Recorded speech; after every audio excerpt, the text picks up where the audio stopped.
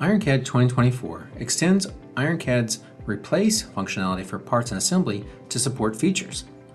For example, to replace a part, you can just simply go to a catalog, hold down your Control key, and drag and drop onto an element and it replaces the part.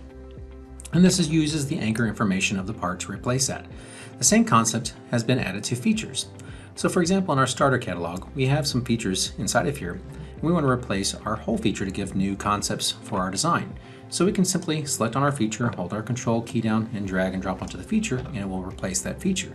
You can quickly try different alternatives by doing this with any feature that you have in your catalogs, and then make your modifications to your part to update your design concept.